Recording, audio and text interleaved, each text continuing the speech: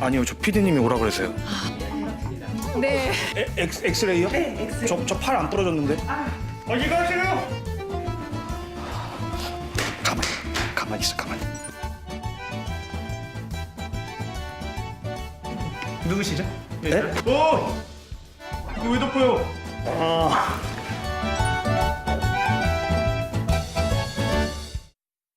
네, 원장님 안녕하십니까? 안녕하십니까. 예. 근데 누구시죠? 아까 그 선생님 어디 가셨어요? 아, 네. 아까 전에 검사해주신 백도영 원장님은 예. 지금 원래 예정된 수술이 있으셔서 예. 지금 수술하고 계시고요. 예. 제가 아까 그 검사한 결과에 대해서 예. 제가 이제 설명을 좀 드리도록 하겠습니다. 그 결과가 지금 여기 나왔나요? 네, 여기 있네요. 아, 참 누가 이겼을지 누구 누가 이겼나요? 제작진 분의 경우에는 예. 좀 충치도 좀 있었고요. 아, 그럼 그렇지. 그리고 치석이 잇몸 위에만 있는 게 아니고 예. 잇몸 안쪽에도 예. 있으셨습니다. 그러니까 한 바가지 있다는 얘기잖아요, 치석이. 네, 한 바가지까지는 아닌데 네. 어쨌든 많이 있으셨고 엄청. 그래서 김기환님은 충치도 없으셨고 네. 치석이 좀 있었지만 예. 잇몸 위에만 있었기 때문에 네. 결과를 말씀드리면 김기환님께서 네, 승리하셨습니다. 박수! 거기 앉아 계신 환자분도 박수! 우후! 아, 좋아. 제가 이긴 거죠. 제가 이제 좀 질문 드릴 게 좀 있어요. 네. 그 이제 오늘 치과 온다고 하니까 순식간에 막 여기 메신저로 막 뭐 좀 여쭤봐달라고 하는 사람들이 너무 많아가지고 네. 질문을 제가 좀 정리를 했는데 네. 그 스케일링 관련해서 사실 많은 분들이 그 스케일링에 대해서 정확히 잘 모르시고 이게 요즘에 제가 알기로는 또 보험이 된다고도 제가 들었는데 네, 맞습니다. 그거 좀 어떻게 되는지 좀 자세히 설명 좀 부탁드릴게요. 일단 스케일링 같은 경우는 네. 1년에 한 번 1월 1일에 다시 갱신이 됩니다. 아, 작년에 안 써먹었으면 네. 그 이후에 그게 누적이 돼서 두 번 써먹을 수 있는 건 아니고요. 아, 그건 아니에요. 네, 1년에 한 번 보험 적용을 받으시는 게 네. 좋으시겠죠. 이 치과 질환들 뭐 이제 치주 질환이나 이런 것들 있지 않습니까? 그 특별히 뭐 이렇게 좀 주의해야 되는 어떤 연령대나 이런 게 좀 있을까요? 지금 계속 잇몸 얘기를 하고 있는데요. 네. 보통 치주 질환 때문에 이를 가장 많이 뽑게 됩니다. 소위 충치 때문에 이를 많이 뽑지 않을까라고 네. 생각을 하시지만 주로 40대 이후, 50대 이후에 이를 많이 뽑게 되는 원인은 가장 대표적인 게 치주 질환, 잇몸이 안 좋아서 뽑게 되는데요. 네. 일단 잇몸 안쪽에 있는 치석 같은 경우는 제때 제거를 안 하게 되면 그 주변에 있는 조직에 염증이 생기는데 그 중에 가장 중요한 치아를 잡고 있는 치조골이라고 하는 뼈에도 염증이 생깁니다. 그게 이제 치주 질환, 소위 이제 풍치라고 하는데요. 예전 어르신분들이 풍치라고 했던 이유는 바람 불 때 이가 시려서 풍치라고 했던 거거든요. 왜 그러냐면 치아를 잡고 있는 뼈하고 잇몸이 내려가게 되면 뿌리가 노출이 되기 때문에 시려서 풍치라고 했던 거고요.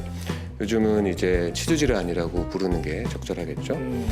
20대까지는 그래도 보통은 일반적으로는 면역력이 좋으셔서 치석이 있더라도 양이 많지 않고 네. 면역력이 좋을 때는 치주 질환이 잘 급속도로 발전하지 않습니다. 그런데 30대 이후부터는 면역력도 좀 떨어지게 되고 그리고 치석량도 많게 되고 하게 되면 그 주변에 있는 잇몸 그리고 치조골 염증이 생기기 시작하는 치주 질환이 많이 생기기 시작하는 연령대고요. 네. 40대, 50대까지 그 부분을 잘 관리를 받지 않게 되면 네. 급속도로 치주 질환이 40, 50대에는 또 많이 진행되게 돼서 그것 때문에 이제 이를 발치하게 되는 경우가 많이 생기게 됩니다. 주로 30대부터는 네. 1년에 최소한 한 번 이상은 스케일링을 그래서 꼭 받으시는 걸 추천드리고 물론 20대도 주기적으로 치과에 오셔서 관리받는 게 중요합니다. 그렇군요. 그럼 예를 들면 10대 청소년들 이 한창 또 이제 이가 이제 자라는 네. 그런 또 시기지 않습니까? 네. 이 청소년들은 좀 어떻게 관리를 해주면 좋을까요?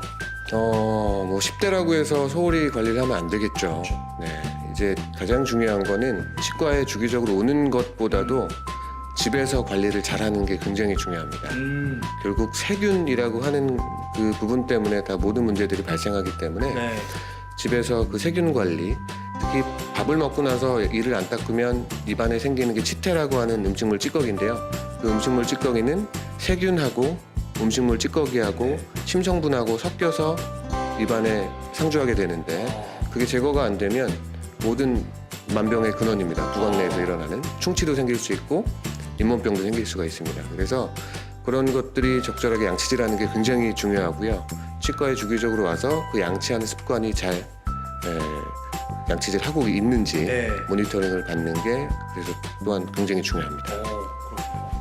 그러면 이제 제 주변에도 보면 요즘에 그 결혼한 친구들이 이제 슬슬 아이를 좀 낳는 경우가 있는데 뭐 영유아나 정말 그 신생아들 이런 우리 아이들 귀여운 아이들은 이렇게 어떻게 좀 관리를 해주는 게 좋을까요?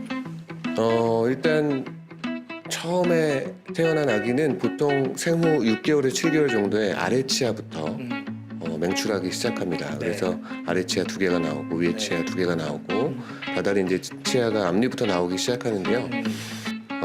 치아가 나온 시점 이후부터는 네. 젖병을 물고 자는 습관은 꼭 없어져야 됩니다.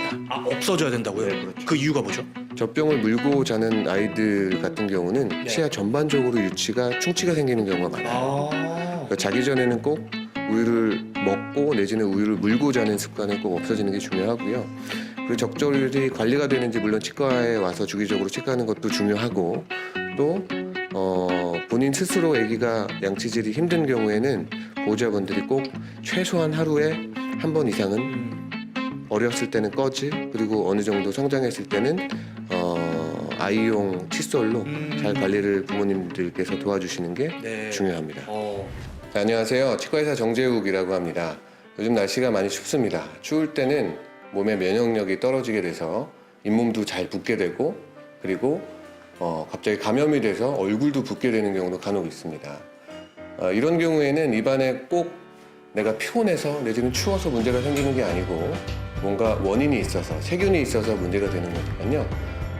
이렇게 날씨가 춥고 피곤하다고 해서 불편한 거를 참지 마시고 꼭 주변의 치과 또는 필요한 병원에 가셔서 건강을 챙기시는 시청자분 되시길 바랍니다.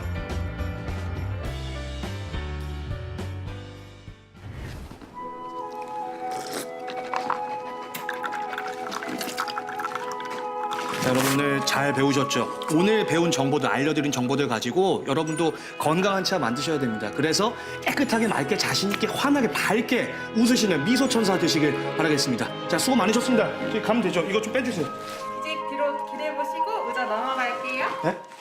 스케일링 진행하실 거예요. 스케일링이요? 네. 왜 뭔데요? 피디님 뭔데? 이현 씨한테 선물 준비했어요. 저희가 드릴 건 없고 스케일링 준비했습니다.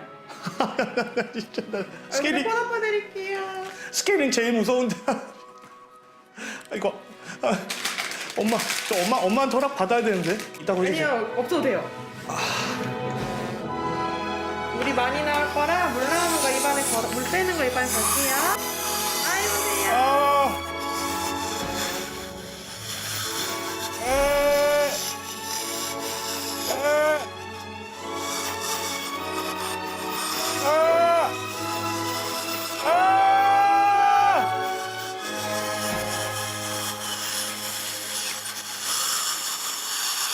아!